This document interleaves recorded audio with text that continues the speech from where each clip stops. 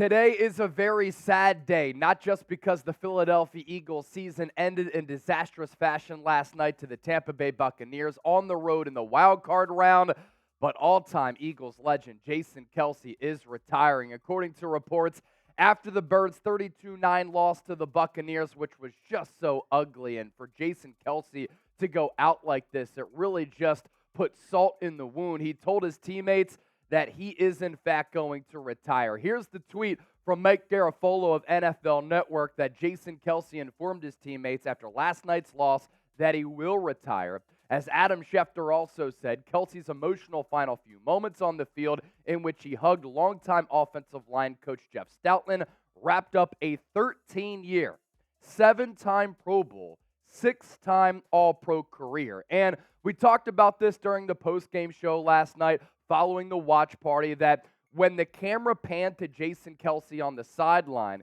he looked sad, he was emotional, but you had a feeling that this was it. It looked like a man who was done with the game of football, who gave everything that he had to the NFL, to the Philadelphia Eagles, to the city of Philadelphia for 13 years. And what a career that's going to end in Canton. You can make the argument that Kelce is the best center of all time, and he's certainly the best center in the history of this Philadelphia Eagles organization. And what a great start it was for him, and what a path, what a story.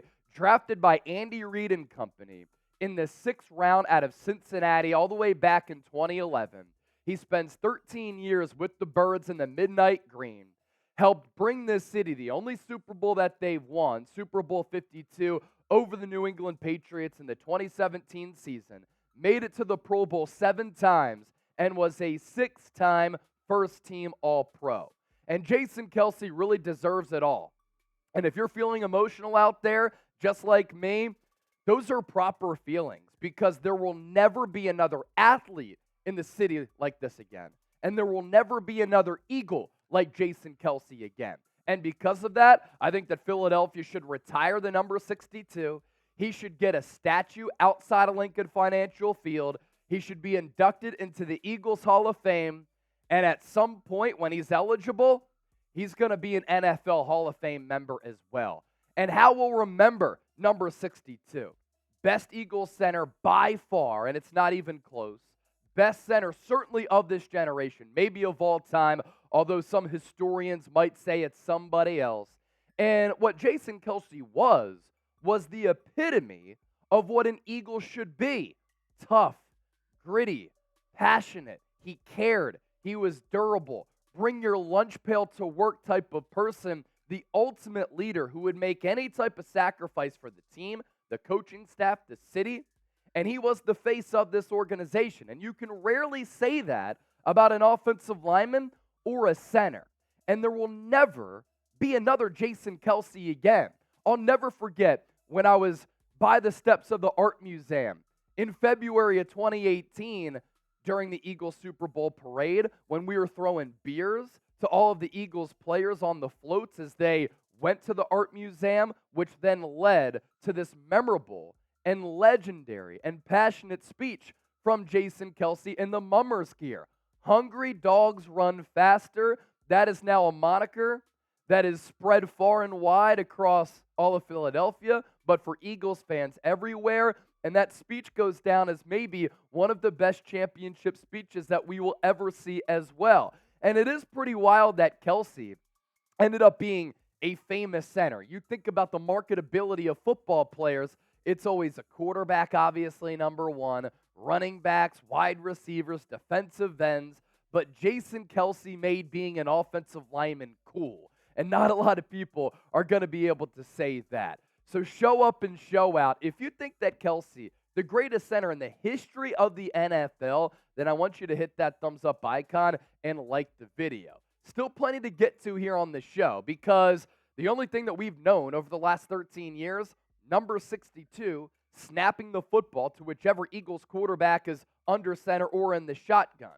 So where do the Eagles go from here? What's the offensive line going to look like? But also, what made Jason Kelce unique and special as a football player, but also as a person? This is just one step in this Eagles offseason that I think we're going to see a lot of changes within it. And anytime the Eagles make a move, anytime there's big news that breaks, we have you covered right here on Eagles Now every step of the way. We're approaching 71,000 subscribers, so make sure you subscribe and join the movement of the largest independently run Philadelphia Eagles channel that covers this team every day right here on YouTube. We do have to pay our respects to our sponsor, Factor, as well. Get 50% off when you use the code EaglesChat50. Get started here in 2024 so that you're ready to really accomplish your fitness and health goals. Factor's ready-to-eat meal delivery takes the stress out of meal planning, and it sets you up for success in the new year. Skip the grocery stores, the prep work, and the cooking fatigue. Instead, get chef-crafted, dietitian-approved meals that are delivered straight to your door. Now that Jason Kelce is retiring, he's going to have a lot of time on his hands, but he's also going to be busy with his podcasting and broadcasting duties. So if you can't really devote that free time to cooking, he could sign up with Factor as well. We know that he likes to eat well. Maybe he's also going to lose weight post-career. FactorMeals.com/EaglesChat50. Forget frantic lunch preps and rush dinners. Factor's 2-minute meals are your secret weapon in the new year. My running streak, 248 days, and in order for me to stay fueled up, to stay healthy, energized with some clean energy and clean nutrition, that's why I rock with Factor. All that information available for you down in the comment section as well as in the description of this video. And that deal, 50% off, you can't beat it. Continuing on with Jason Kelce. What made him special? What made him unique? I think part of the reason why Kelce was such an icon in the city as a player was his durability. His durability was incredible. 193 starts in his career, and he broke the record for consecutive starts in franchise history, which was at 145. He ended his career making 157 consecutive snaps. And there were only 2 seasons in his career, in 13 years, where he did not play every single game. So the emotional attachment to Jason Kelce is there because of how he gravitated to the city. But also, we saw this guy anytime the Eagles played on a Sunday, Monday, Thursday, Saturday, whatever, and he was always on the practice field as well. Rarely injured enough to keep him out of the game, but we know that he was gritty and tough and played through a lot of injuries in his career. And when you think about the player, right, and the prototype that he is, Jason Kelce, an undersized yet very, very athletic center who punched stronger than his playing weight. And he really did change the way that the NFL views and scouts the position. You know, back in the day when the game of football looked and felt a lot different, you would have a lot of beefy centers who weren't that athletic. But Jason Kelce has kind of changed that position prototype a little bit because in this offensive era, teams have now prioritized smaller centers like Kelce, who was under 300 pounds, who could get out in space on pull blocks, get to that second and third level, make blocks downfield, but also in the passing game, you throw a quick bubble screen, and Kelce out on some of those pull blocks always wreaking havoc. What defenders did not want to see, 62 rumbling downfield coming their way. And consistently recognized by fellow defensive linemen and his counterparts across the National Football League as a great player who posed the test every single game. You ask any great defensive tackle in the sport, who's the best center in the game?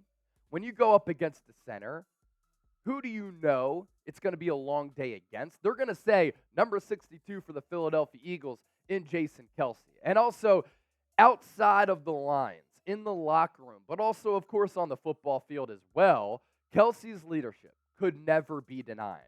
His personality, absolutely infectious. And you need a player like this in the locker room. But how he carried himself off the field as well was really, really special. How many athletes in the public eye like Jason Kelce, as popular as he is, are going to a popular bar like the OD&C aisle, the Jersey Shore, and just shotgunning beers with fellow Eagles fans?